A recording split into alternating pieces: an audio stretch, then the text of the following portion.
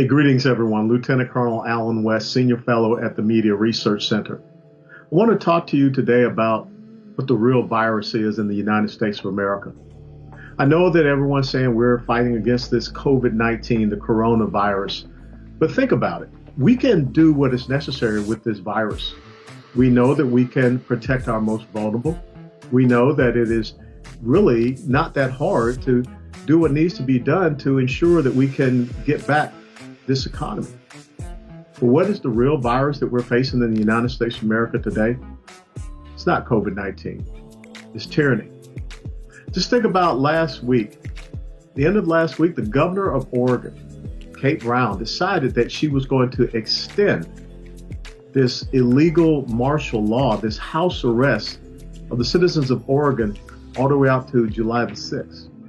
Yeah, 2 days after the 4th of July. Or we see these incredible draconian measures. Think about what Governor Whitmer has done up in Michigan. Think about the fact that Governor Phil Murphy over in New Jersey said that, that whole thing about the Bill of Rights, I didn't take that into consideration when I made these edicts, these decrees. As a matter of fact, that whole Bill of Rights thing is kind of above my pay grade. That's above my pay grade, Tucker. So I wasn't thinking of the Bill of Rights when we did this. And then we know that Gavin Newsom, already the uber progressive socialist state that you have in California, came out last week and said, we're going to continue on. We're going to shut down all the beaches. How interesting that we now even see protests occurring out in California. At the state capitol on Friday, dozens of protesters were arrested after hundreds gathered, many without face masks or social distancing, to demand the governor end stay-at-home order. And even here, in my home state of Texas, we see, Governor Abbott has said that we're 25% open. That's nothing to cheer about. Imagine this, if you were going in and had an operation to be done, but the people said that they could put back anything that they had done. If someone were to take both of your hands and both of your feet, but then replace one of your feet, you're still 75% without two hands and a foot. So 25% open really means that you are still 75% incapacitated. So why do we see this whole aspect of tyranny rearing its ugly head in the United States of America? First and foremost, we need these elected officials to understand that they do not have the enumerated power in the United States of America to decide who or what is essential. And we do have these constitutional rights. The right to petition our government for redress of grievances, which is exactly what people are doing, going out and protesting and having these open up our state movements. But why is it that we have certain social media outlets that are saying that if you talk about not abiding by these very questionable edicts and mandates, then we're going to censor you? We also have freedom of speech and freedom of expression. In the United States of America, on Easter Sunday, we had churches locked shut. See, I will not call this a lockdown anymore. This is a house arrest. And look at some of the things that American citizens are having to endure. Fines for not wearing masks, fines and threats. Look at the most recent threat from the Chicago mayor, Ms. Lightfoot. And this is how it's going to be.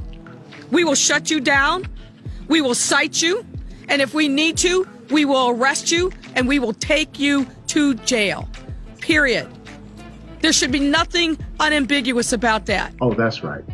As Rahm Emanuel said, you never want a serious crisis to go to waste. So now you're starting to see what tyranny looks like. But now we have over 30 million Americans who are unemployed. Here in the state of Texas, 2 million Texans unemployed. Over $2 billion has already been spent with unemployment claims. And no, we cannot continue to believe that the federal government can print enough money or manipulate interest rates well enough that we can just keep sending checks to the American people, whom elected officials have put out of work because they made the insidious decision to say that they were not essential. Wonder what would happen if someone were to ask the American people if elected officials and politicians were essential. Because I really do find it odd that in this entire episode, the people that are making the decisions about who can work and cannot work and what is essential and non-essential as far as a job, they haven't lost a paycheck. They haven't seen their jobs be taken away. And I don't believe that any person, elected official, should be thinking themselves lord over us to incrementally restore back to the American people that which was not of politicians to take away.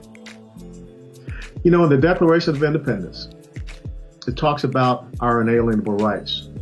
They're endowed to us by our Creator God, the Creator God of the Judeo-Christian faith heritage, not by man. And those rights are life, liberty, and the pursuit of happiness. The pursuit of happiness for so many Americans has been taken away from them by the virus of tyranny. But the good thing, America, is that we've been there before. And 245 years ago, our founding fathers found the cure for tyranny. It was called liberty. And perhaps it is time for us to have an inoculation of the vaccine of liberty in order to defeat the virus of tyranny.